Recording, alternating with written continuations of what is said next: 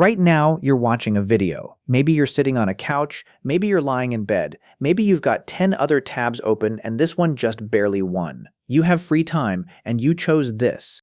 But here's a number that should stop you cold. Prehistoric hunter-gatherers, people with no electricity, no refrigerators, no grocery stores, worked an average of just 3 to 5 hours a day. 3, 2, 5. So what on earth were they doing with the rest of it? The answer rewrites almost everything we assume about early human life. We've spent centuries imagining our ancient ancestors as desperate, exhausted survivalists, scratching in the dirt from sunup to sundown just to make it to morning. But that image, it was built on an assumption.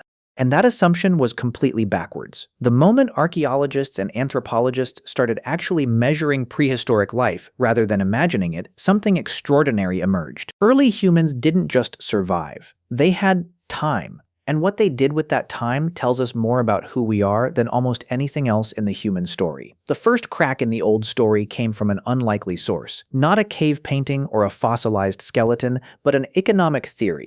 In 1966, anthropologist Marshall Sahlins stood up at a symposium in Chicago and delivered what would become one of the most debated ideas in all of social science. He called hunter-gatherers the original affluent society, not because they had wealth in the modern sense, no gold, no property, no savings accounts, but because their needs were so perfectly matched to what the natural world provided that they had almost no unsatisfied desires. They hunted in the morning, they gathered in the afternoon, and then they stopped. They told stories. They slept. They simply were. The Smithsonian Institution later supported this picture, documenting how early human cultures were not defined by scarcity, but by a deep and efficient relationship with their environment, one that left enormous room for everything that wasn't survival. Here's where it gets strange. You'd think that more technology, more tools, more civilization would give humans more free time. That's the story progress always tells itself. But researchers at the University of Cambridge found the exact opposite. When they compared the working hours of traditional hunter-gatherer societies to those of early farming communities, farmers worked longer, sometimes twice as long. The invention of agriculture, the thing we call the Great Leap Forward, may have actually been the moment humans handed over their leisure time and never got it back. From wandering free to tilling the same soil, from sleeping under stars to sleeping in debt to the harvest. So what were early humans doing in those long, unhurried hours? The archaeological record gives us something beautiful. Deep in the caves of Europe and in the rock shelters of ancient Africa, scientists have found instruments, real, intentional, carefully crafted instruments. The Journal of Human Evolution has documented prehistoric flutes carved from vulture bone and mammoth ivory, some dating back over 40,000 years. 40,000. These weren't accidental. The holes are precisely spaced. Someone sat down, with intention, with patience, and made something designed to make music. Imagine holding a bone no bigger than your forearm, running your fingers along holes smoothed by someone's breath tens of thousands of years ago, and hearing a sound that no human had heard since the Ice Age. And it wasn't just music.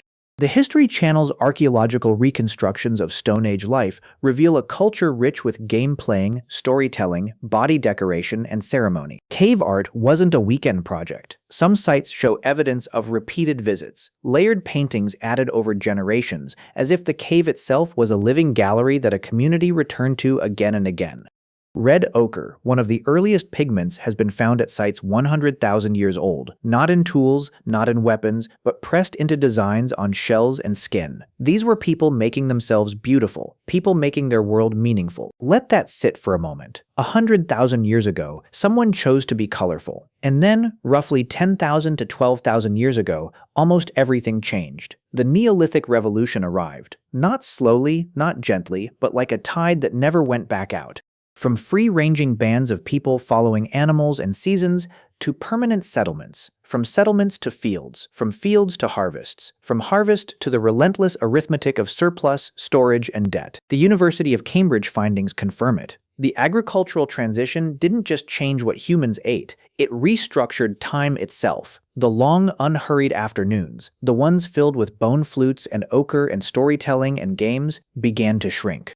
Work expanded to fill every hour the sun allowed. Leisure didn't disappear overnight, but it was never again something that simply belonged to everyone by default. Here's what that reveals about the deep architecture of human nature. We are not, at our evolutionary core, creatures built for endless labor. We are creatures built for enough. Enough food, enough shelter, enough safety, and then, after enough, we reach instinctively towards something else. Music, story, color, play. These aren't luxuries that civilization eventually invented. They are ancient. They predate farming. They predate writing. They predate cities by tens of thousands of years. The impulse to create, to carve a flute, to press red pigment onto stone, to gather around a fire and speak words into the dark, isn't a product of having too much. It is what happens the moment survival loosens its grip, even just slightly. It may be the most human thing there is.